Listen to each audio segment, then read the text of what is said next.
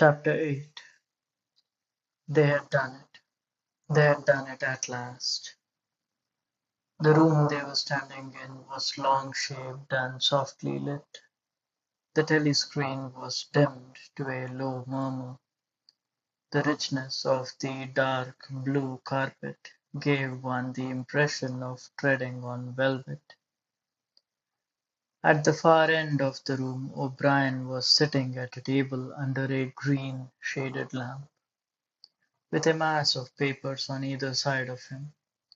He had not bothered to look up when the servant showed Julia and Winston in. Winston's heart was thumping so hard that he doubted whether he would be able to speak. They had done it. They had done it at last, was all he could think.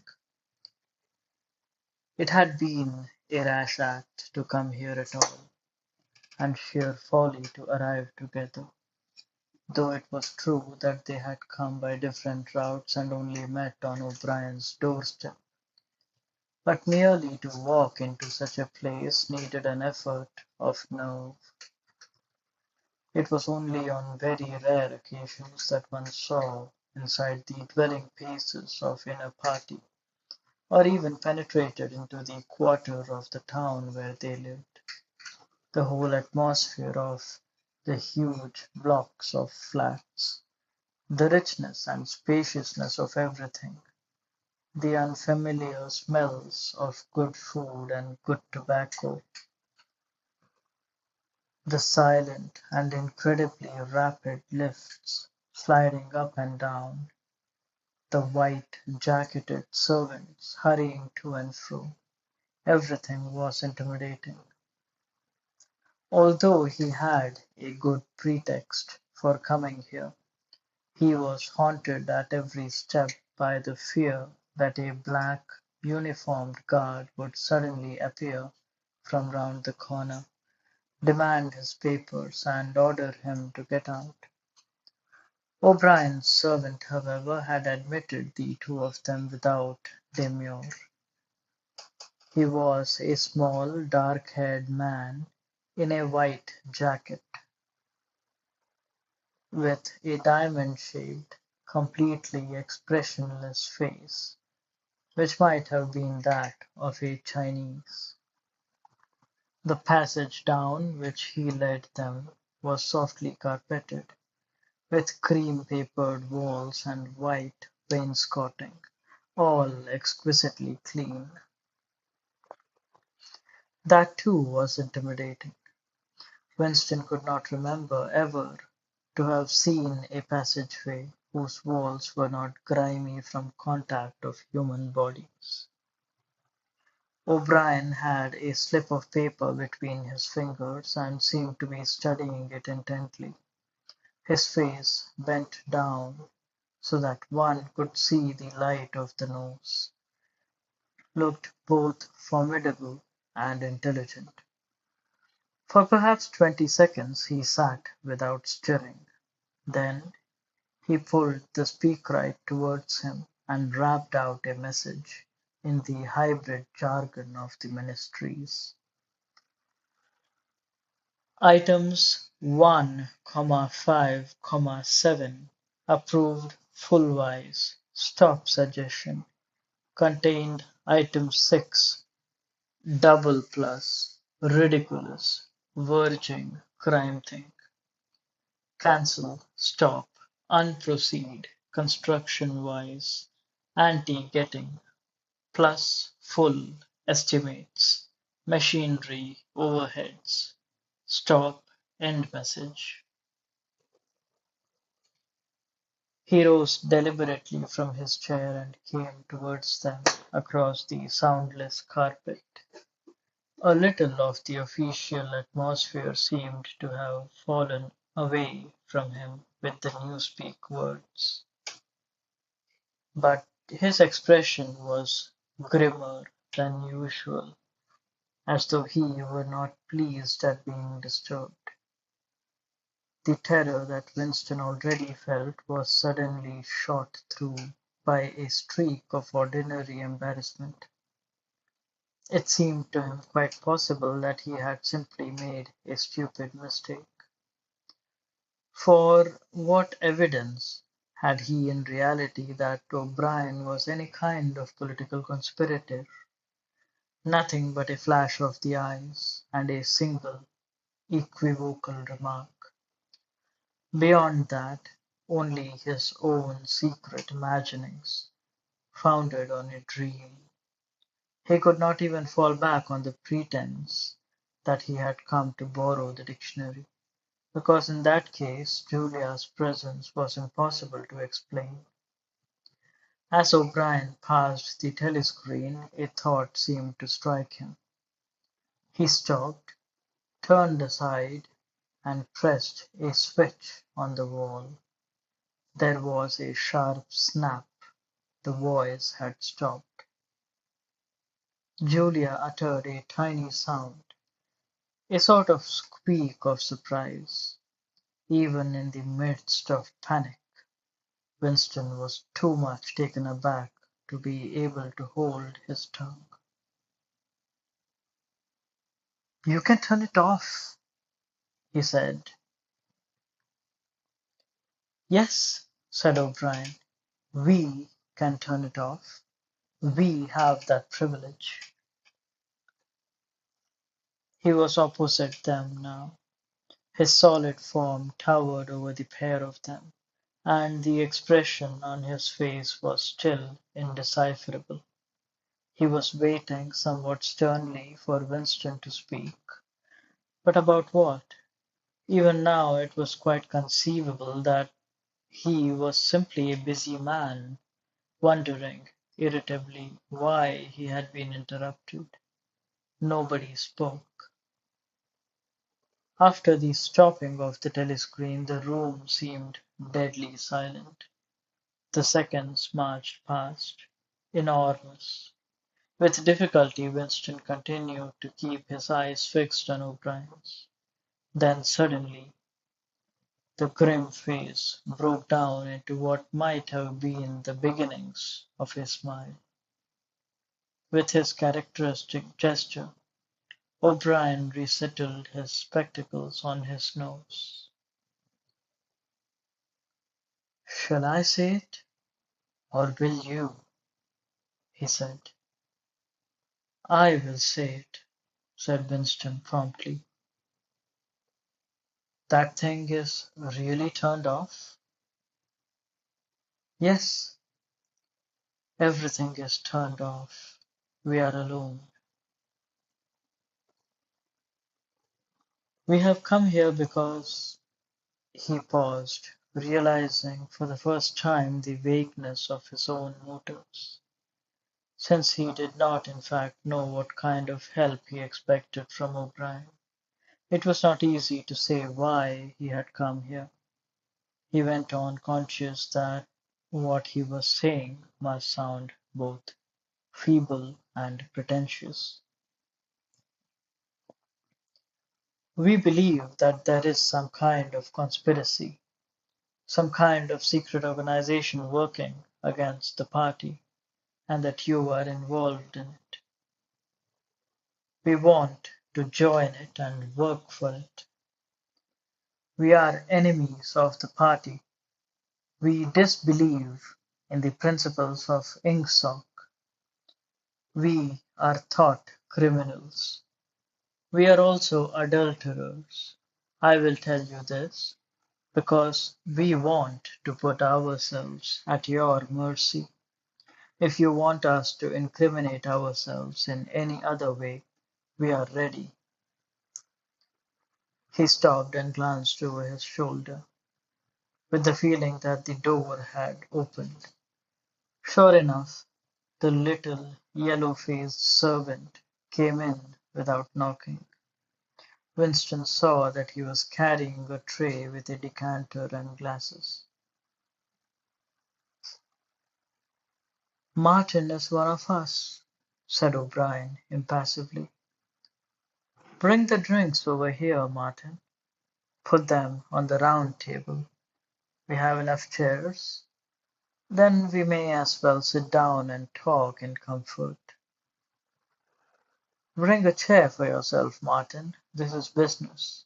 You can stop being a servant for the next 10 minutes. The little man sat down, quite at his ease, and yet still with a servant-like air, the air of a valet enjoying a privilege. Winston regarded him out of the corner of his eye. It struck him that the man's whole life was playing a part, and that he felt it to be dangerous to drop his assumed personality, even for a moment.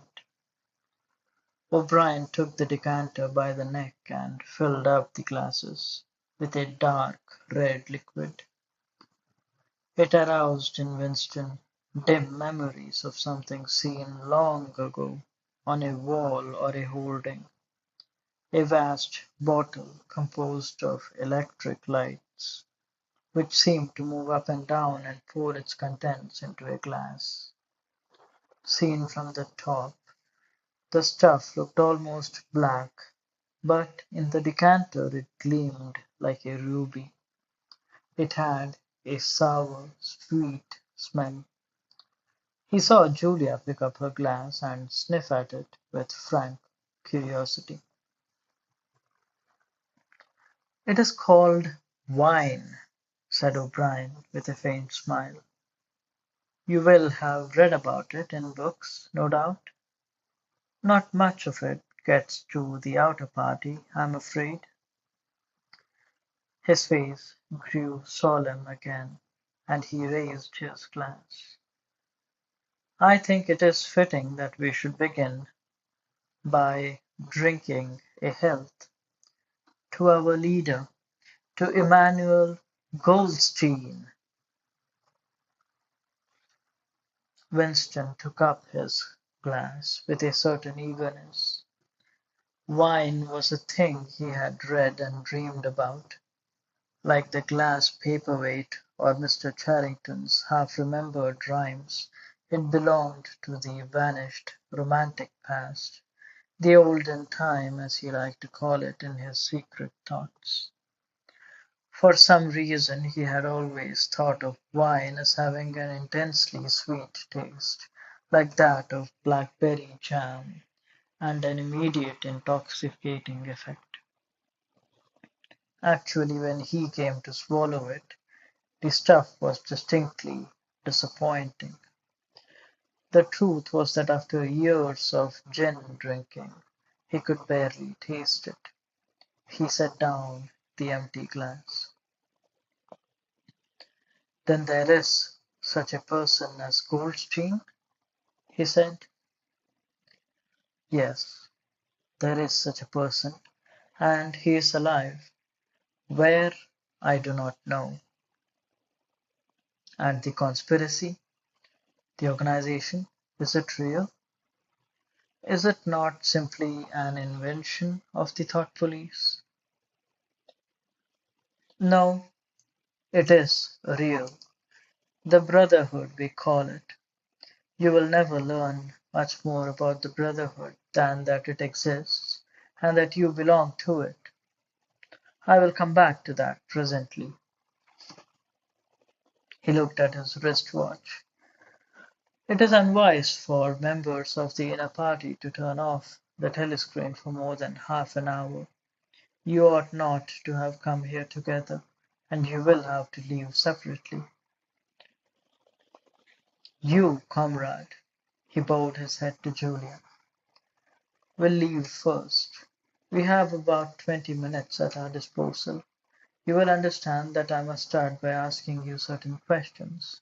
In general terms, what are you prepared to do?" "Anything we are capable of," said Winston. O'Brien had turned himself a little in his chair so that he was facing Winston. He almost ignored Julia, seeming to take it for granted that Winston could speak for her. For a moment the lids flitted down over his eyes. He began asking his questions in a low, expressionless voice, as though this were a routine, a sort of catechism. most of whose answers were known to him already. You are prepared to give your lives. Yes. You are prepared to commit murder. Yes. To commit acts of sabotage which may cause the death of hundreds of innocent people. Yes. To betray your country to foreign powers. Yes. You are prepared to cheat, to forge, to blackmail, to corrupt the minds of children, to distribute habit-forming drugs, to encourage prostitution, to disseminate venereal diseases, to do anything which is likely to cause demoralization and weaken the power of the party? Yes. If, for example, it would somehow serve our interest to throw sulfuric acid in a child's face, you are prepared to do that. Yes. You are prepared to lose your identity and live out the rest of your life as a waiter or a dock worker? Yes. You are prepared to commit suicide if and when we order you to do so? Yes. You are prepared, the two of you, to separate and never see one another again? No, broke in Julia. It appeared to Winston that a long time passed before he answered. For a moment he seemed even to have been deprived of the power of speech. His tongue worked soundlessly, forming the opening syllables of one word, then the other, over and over again, until he had said it. He did not know which word he was going to say. No, he said finally. You did well to tell me, said O'Brien. It is necessary for us to know everything. He turned himself to Julia and added in a voice with somewhat more expression in it. Do you understand that even if he survives, it may be as a different person? We may be obliged to give him a new identity. His face, his movements, the shape of his hands, the color of his hair, even his voice would be different, and you yourself might have become a different person. Our surgeons can alter people beyond recognition. Sometimes it is necessary, sometimes we even amputate a limb. Winston could not help snatching another sidelong glance at Martin's Mongolian face. There were no scars that he could see. Julia had turned a shade paler, so that her freckles were showing, but she faced O'Brien boldly. She murmured something that seemed to be assent. Good, then that is settled. There was a silver box of cigarettes on the table. With a rather absent-minded air, O'Brien pushed them towards the others, took one himself, then stood up and began to pace slowly to and fro as though he could think better standing. They were very good cigarettes, very thick and well packed, with an unfamiliar silkiness in the paper. O'Brien looked at his wrist-watch again. You had better go back to the pantry, Martin, he said. I shall switch on in a quarter of an hour. Take a good look at these comrades' faces before you go. You will be seeing them again. I may not. Exactly as they had done at the front door, the little man's dark eyes flickered over their faces. There was not a trace of friendliness in his manner. He was memorizing their appearance, but he felt no interest in them, or appeared to feel none. It occurred to Winston that a synthetic face was perhaps incapable of changing its expression. Without speaking or giving any kind of salutation, Martin went out, closing the door silently behind him. O'Brien was strolling up and down, one hand in the pocket of his black overalls, the other holding his cigarette. "You understand," he said, "that you will be fighting in the dark. You will always be in the dark. You will receive orders and you will obey them, without knowing why. Later I shall send you a book from which you will learn the true nature of the society we live in, and the strategy by which we shall destroy it. When you have read the book, you will be full members of the Brotherhood.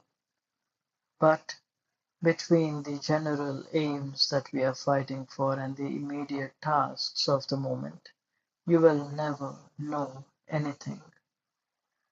I tell you that the Brotherhood exists, but I cannot tell you whether it numbers 100 members or 10 million. From your personal knowledge, you will never be able to say that it numbers even as many as a dozen. You will have 3 or 4 contacts who will be renewed from time to time as they disappear. As this was your first contact, I will be preserved. When you receive orders, they will come from me. If we find it necessary to communicate with you, it will be through Martin. When you are finally caught, you will confess. That is unavoidable. But you will have very little to confess other than your own actions. You will not be able to betray more than a handful of unimportant people. Probably you will not even betray me. By that time I may be dead, or I shall have become a different person with a different face. He continued to move to and fro over the soft carpet. In spite of the bulkiness of his body, there was a remarkable grace in his movements. It came out even in gesture, which he thrust a hand into his pocket or manipulated a cigarette. More even than of strength, he gave an impression of confidence and of an understanding, tinged by irony. However much in earnest he might be, he had nothing of the single-mindedness that belongs to a fanatic. When he spoke of murder, suicide, venereal disease, amputated limbs, and altered faces, it was with a faint air of persiflage. "This is unavoidable," his voice seemed to say.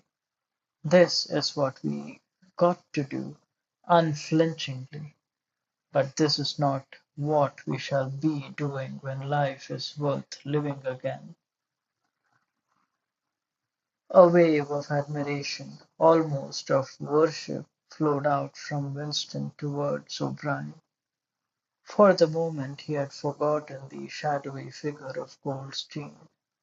When you looked at O'Brien's powerful shoulders and his blunt, featured face, so ugly yet so civilized, it was impossible to believe that he could be defeated.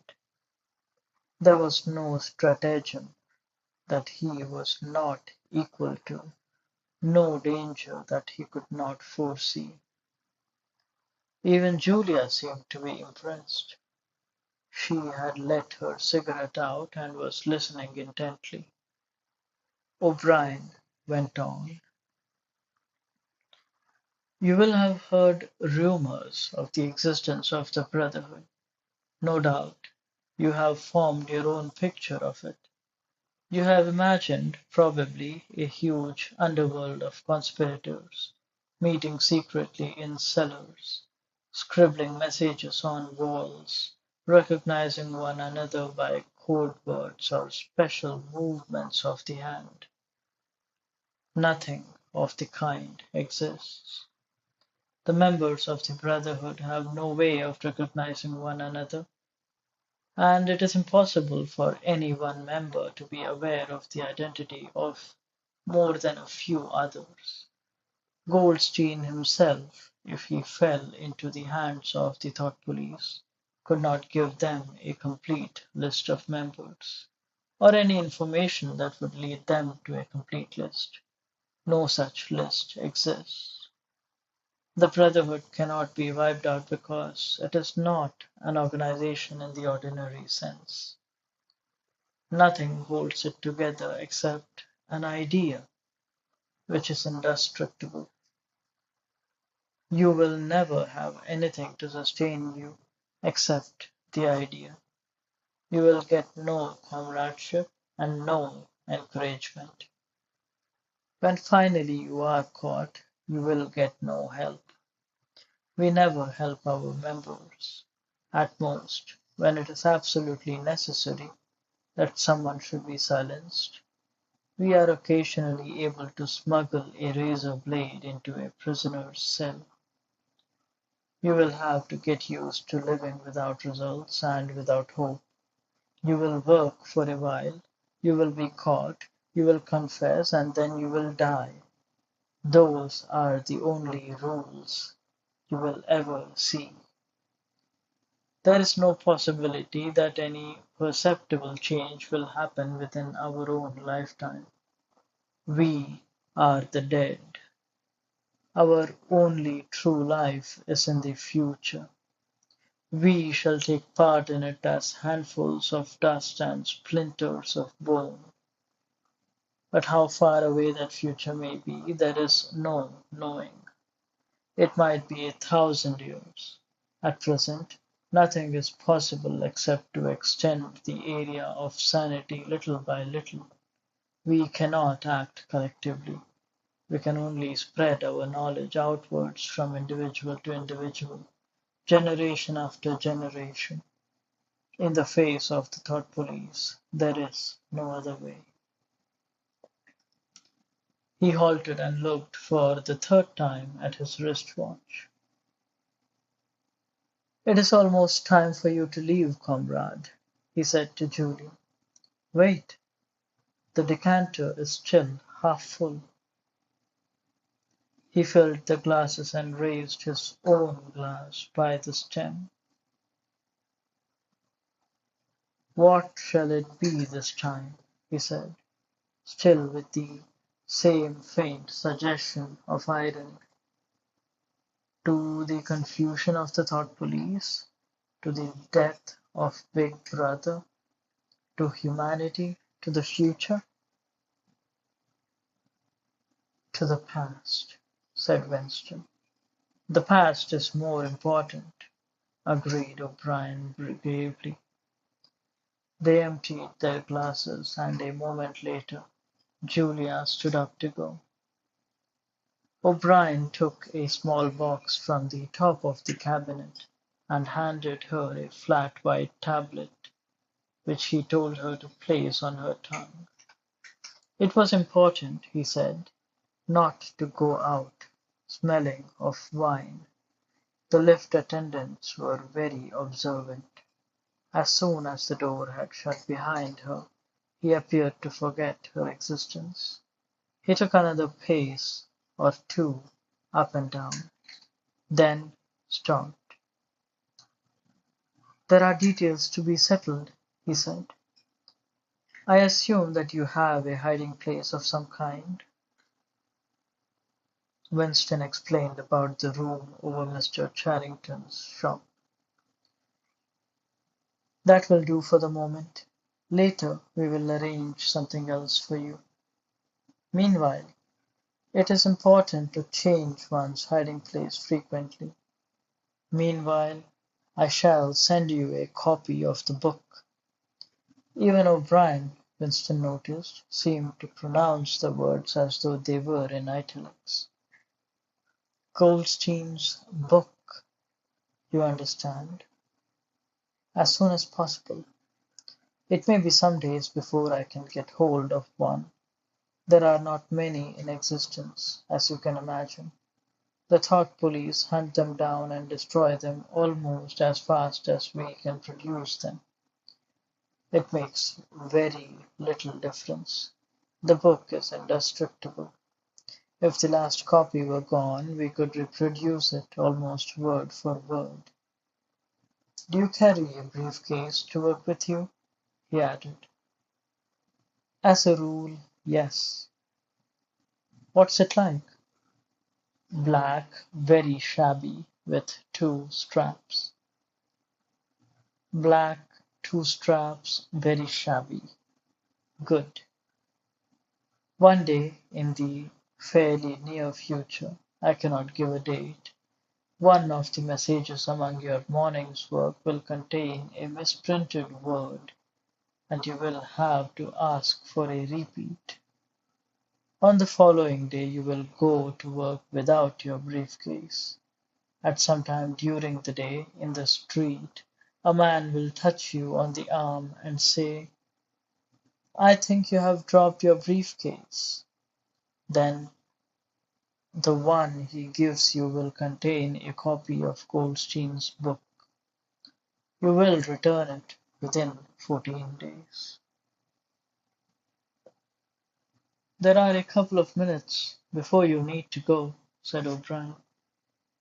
We shall meet again. If we do meet again, Winston looked up at him. In the place where there is no darkness, he had said hesitantly. O'Brien nodded without appearance of surprise.